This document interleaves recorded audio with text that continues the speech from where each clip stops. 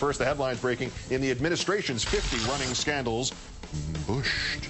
Number 3, passport peekaboo gate. The story behind last week's well-earned anxiety that the State Department passport files of Senators Clinton, McCain, and Obama were riffled through by some contract employees of Stanley Incorporated.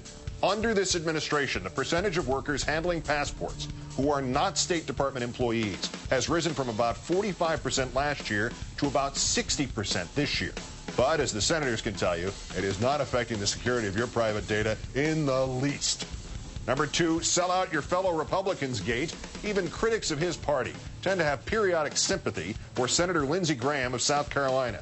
Goes on 60 Minutes Sunday, predicts that in Iraq, quote, by the end of this year, we will have somewhere around 100,000 troops. Yesterday, the White House decided to stop withdrawing troops, meaning the number will be 130,000, same as it was before the failed surge. And thus, not only did it throw on the brakes and let poor Graham go through the windshield, but it made him then say he misspoke when he said 100,000. And number 1, Watergate gate.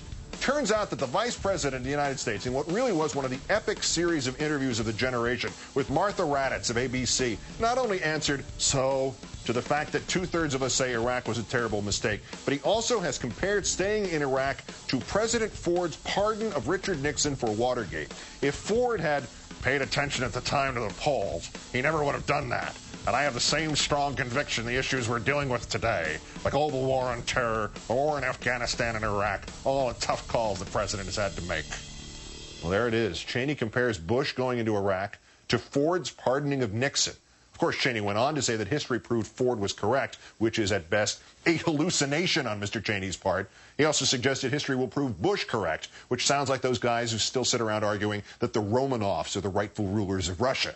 But you knew it had to happen. For the first time since 2001, Dick Cheney actually said something that kind of made sense.